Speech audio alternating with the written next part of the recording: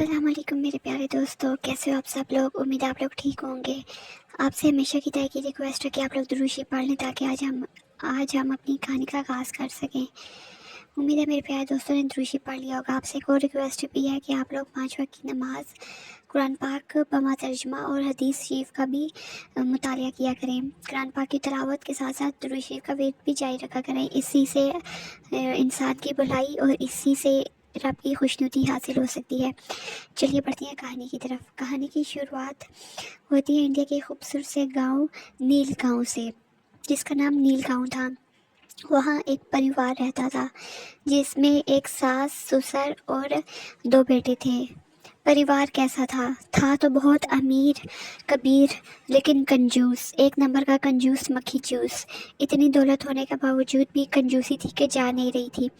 گھر کی حالت ایسی تھی جیسے کوئی غریب کے گھر کی جھونپڑی ہو، اتنی غربت ٹپک رہی ہوتی تھی دیواروں اور چھتوں سے۔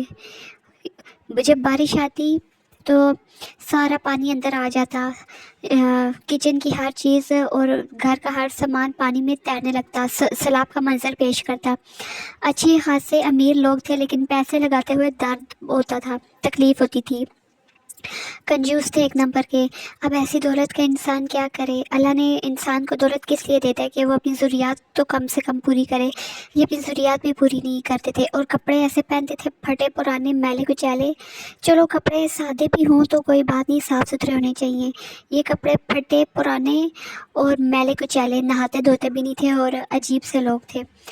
اب انہوں نے اپنے بڑے بیٹے کی شادی ایک مہذب اور تہذیب یافتہ گھر سے کر کے لائے۔ ان کی بہو بہت ہی سگڑ اور اچھی تھی۔ جب اس کی شادی ہوئی، اسے دلہن والے روپ میں ہی گھر میں لے کر آئے تو اوپر سے بارش شروع ہو گئی۔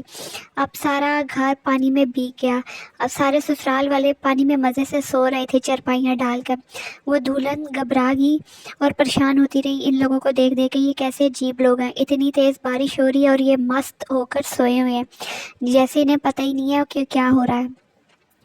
ہر برتن، گھر کا ہر چیز پانی میں تیرنا شروع ہو جاتی ہے جیسے ہی بارش شروع ہوتی ہے، اور دلہن کھڑی یہ سارا کچھ اپنی آنکھوں سے دیکھ رہی ہوتی ہے اور یہ ڈر رہی ہوتی ہے کہ کیسے عجیب لوگوں میں اللہ نے میری شادی کر دی ہے۔ سب گھر کے سب فرد چھوٹے بڑے مزے سے بارش میں سو رہے ہوتے ہیں، سسر سو رہا ہوتا ہے، ساس سو رہی ہوتی ہے، خاوند سو رہا ہوتا ہے اس دلہن کا، اور اس کا جیٹھ بھی دیور بھی سو رہا ہوتا ہے۔ الغر سارا گھر سو رہا ہوتا ہے بارش میں، اور اتنی تیز کی بارش ہو رہی ہوتی ہے جیسے انہیں کوئی فرق ہی نہ پڑ رہا ہو، انہیں پتہ ہی نہ ہو رہا ہو کہ بارش ہو رہی ہے، کیا ہو رہا ہے۔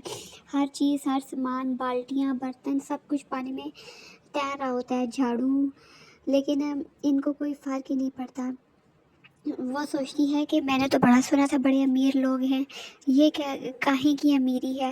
ان کے گھر میں تو گھر کی جگہ ایک جھونپڑی ہے اور وہ بھی پانی میں تیر رہی ہے۔ یہ کیسے عجیب لوگ ہیں؟ اتنی دولت کا کیا فائدہ کہ اپنے لیے 2 کمرے نہ انسان ڈال سکے لنٹر کے، تو ایسی زندگی کا کیا فائدہ، ایسی دولت کا کیا فائدہ؟ اتنی دولت سنبھال کے یہ کریں گے کیا؟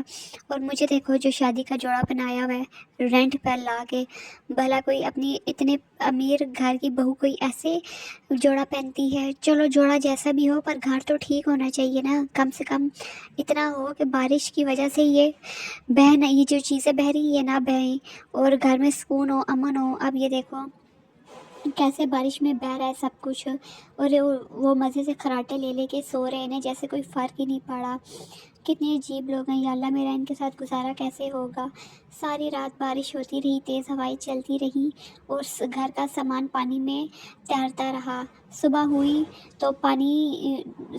تو گھر والے جاگے، ناشتہ کیا اسی کیچڑ میں بیٹھ کر، اور پانی جھاڑو کے ساتھ باہر نکالنا شروع کر دیا، اور پھر چیزیں دوبارہ سے اپنی اپنی جگہ پر رکھ دی۔ اب اس بہو کا نام نیتا تھا۔ نیتا اپنی ساتھ کملا سے پوچھتی ہے کہ ممی یہ سب کیا ہے؟ میں نے تو سنا ہے آپ لوگ بہت امیر ہیں، آپ کے پاس بہت دھن دولت ہے، لیکن ایسی دھن دولت کا کیا فائدہ جو آپ اپنے 2 کمرے بھی نہیں ڈال سکتی، اور گھر کی حالت دیکھیں کتنی خراب ہے۔ گھر کیا، یہ تو ایک جھونپڑی ہے، कमला गुस्से से अपनी बहू नीता की तरफ देखती है और बोलती है, ये धन दौलत ऐसे नहीं आई, हमने दिन रात इसको कमाने में अपना खून पसीना बहाया है। अब तुम चाहती हो कि हम महल खड़े कर दें इस धन दौलत से? ये हम ऐसा नहीं करेंगे। जैसे हमने गरीबी में सफ़र काटा है और धन दौलत जमा की है, ऐसे ही हमारी आने वाली नस्लों को भी ऐसे ही रहना पड़ेगा और अपने लिए खुद चीज़ें बनानी होंगी। हम नहीं देंगे टका भी, ये दौलत हमारी अपनी है, हम ऐशियों में नहीं लगा सकते। नीता परेशान हो जाती है और अपनी सास कमला से कहती है, अम्मा जी मैं अय्याशियों की बात नहीं कर रही, मैं ज़रूरत की बात कर रही हूँ, मकान तो ज़रूरत है। सास गुस्से से बोलती है, अब तू मुझे सबक पढ़ाएगी क्या ज़रूरत है और क्या अय्याशियाँ हैं? तुम मुझे दर्स दोगी? अपने काम से काम रखो। आज अगर तुम्हारी शादी का पहला दिन ना होता तो देखती मैं तुम्हारा क्या हशर करती। आज तुम नई नवेली दुल्हन हो इसलिए मैं तुम्हें छोड़ी हूँ। बस तुम्हें एक तंबीह करती हूँ कि अपनी ज़ुबान को जगह पे रखना और ज़्यादा से चलाना मत, वरना अंजाम बहुत बुरा होगा। यह कहकर कमला गुस्से से अपने कमरे में चली जाती है। कमरा क्या था, झोंपड़ी थी, उसी झोंपड़ी में घुस जाती है। नीता बेचारी चूल्हे के पास बैठी परेशान हो रही होती है और बर्तन धो रही होती है। या अल्लाह, कैसे लोगों के साथ मेरा पाला डाल दिया, ये कैसे मैं इनके साथ रहूँगी। दिन गुजरते रहते हैं, सालों बीत जाते हैं। कमला के यहाँ एक पोता होता है नीता से। अब कमला उसकी तरबियत भी अपने जैसी ही करती है, यानी उसे ना तो स्कूल भेजती है, घर में ही रखती है। स्कूल भेजूंगी तो मेरे पैसे लगेंगे, आने जाने का खर्चा होगा, फीसें लगेंगी, गाड़ी का खर्चा होगा। बेहतर है कि घर में बैठे, जैसे हम लोगों ने मेहनत मजदूरी करके दौलत जमा की है, ऐसे ये भी करे। लेकिन नीता दूसरी तरफ ऐसा नहीं चाहती। नीता चाहती है कि उसका बच्चा पढ़े और अच्छा इंसान और अच्छा शहरी बने। वो कुछ ना कुछ करके अपने बेटे का दाखिला करवाती है। वो अपना सोना बेचती है ताकि उसके बच्चे की फ़ीस जमा हो सके। अब वो फ़ीस तो एक माह की जमा हो जाती है, अगले माह फिर से नई फ़ीस जमा होनी होती है। अब उसके पास पैसे नहीं होते। नीता अब सोचती है, मेरी पढ़ाई का क्या फ़ायदा, किस काम के लिए मैंने डिग्री ली है। वो अब वो अपनी सीवी निकालती है और जॉब करने के लिए कंपनी में जाती है, इंटरव्यू देती है और वो सिलेक्ट हो जाती है। सब कुछ ठीक हो जाता है, उसको नौकरी मिल जाती है। वो साथ साथ घर का काम भी देखती है और अपनी जॉब भी देखती है और बच्चों की तरबियत और उसको पढ़ाती भी है। बहुत गुजरता रहता है। नीता का बेटा बड़ा हो जाता है और वो भी काबिल हो जाता है। वो शहर जाता है, नौकरी करता है और अपने लिए एक वहाँ मकान बनाता है और अपनी माँ को और घर वालों को वहाँ बुलाता है। अब दादी को शर्म आने लगती है कि जिस पोते से के साथ उसने इतना बुरा सलूक किया, हालांकि ना कि वो उसका अपना खून था, उसे कभी मोहब्बत नहीं दी और उससे पैसा छुपा छुपा कर रखा। जब वो छोटा था तो उसके दूध में पानी मिला देती थी ताकि दूध बार बार ना आए, एक ही बार इसको पिला दिया जाए। तो थोड़े से दूध में इतना पानी डाल कर दे देती थी।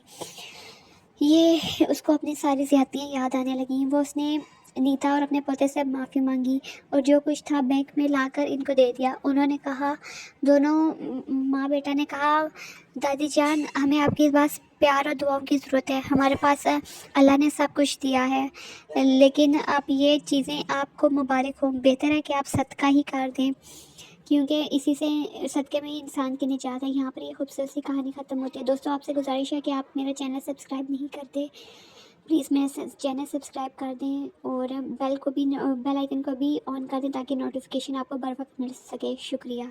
खुदा हाफिज़।